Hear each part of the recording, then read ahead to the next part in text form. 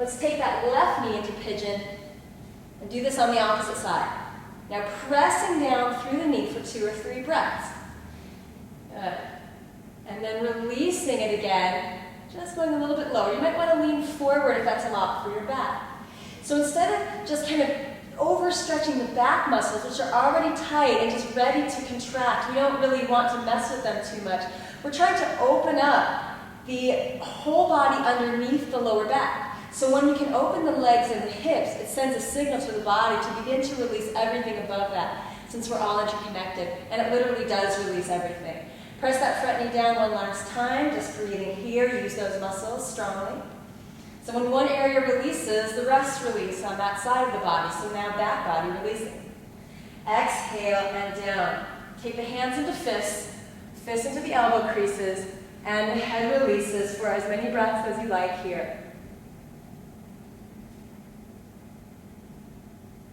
Good. After this pose, swing your body around.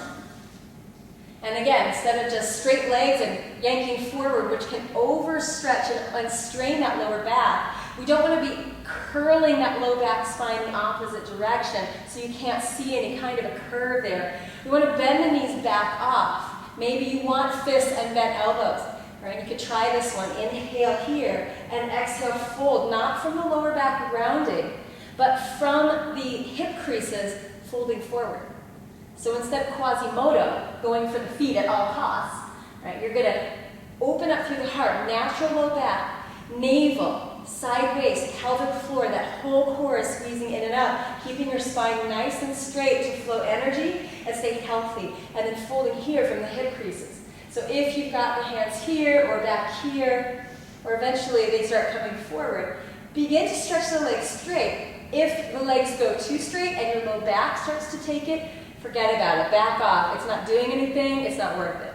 So we're going to lengthen up full integrity and exhale, leaning forward and find that edge.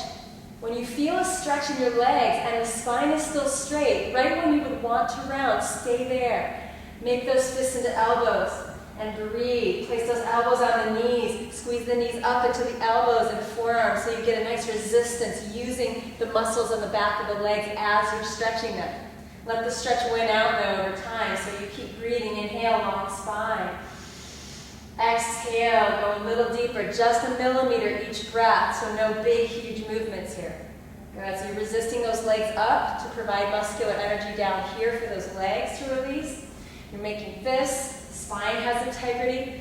Play your edge, yogis, for a long time or a short time, whatever it takes, for you to open up properly and not go so fast that it causes your body to freak out and grab on. You don't want a muscle spasm, you want muscle release. Okay, yogis, and so for the last pose in our lower back opening sequence, you're going to need a yoga block, and it has to be a yoga block, not a book. So if you don't have one, you can approximate with the book, but the best way is to have a block like this.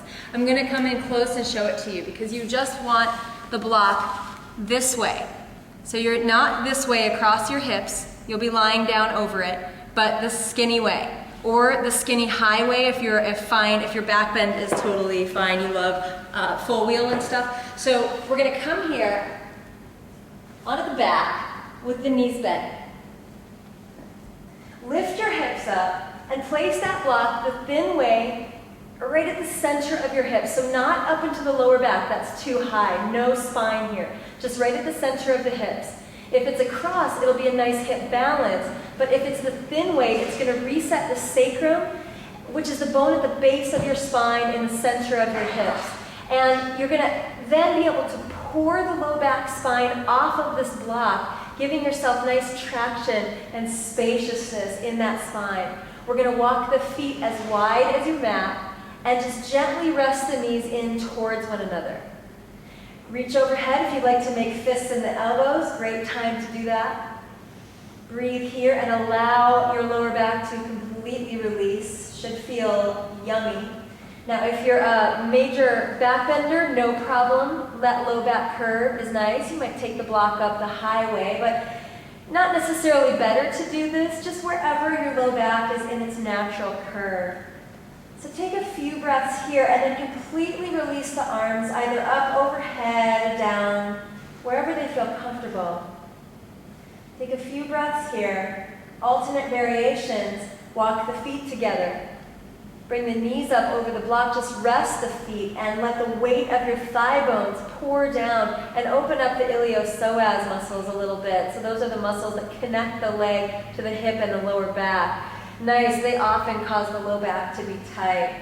So let those release here. Or you could extend up for a little bit. It's a little more active and a little more stretchy on the back. So you may not want to go all the way.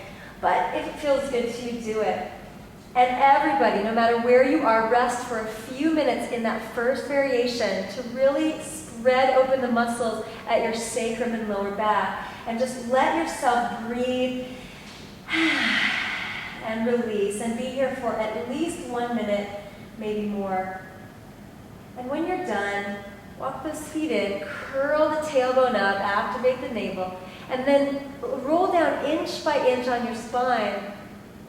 Just feel the new space you've created there in the lower back. And you can then just windshield wiper the knees to one side, look to the other side.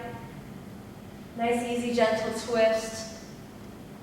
Hold that as long as you want. And then come back to center. Gently hug the knees into your chest. And release into your final resting pose. And if this hurts your lower back, you can always rest with the feet wide, the knees together for a little while. Should feel great. And then allowing your body to cool down in your Shavasana into new alignment, helping your low back be open, strong, and free. Enjoy, yogis. I'm going to right now. Namaste.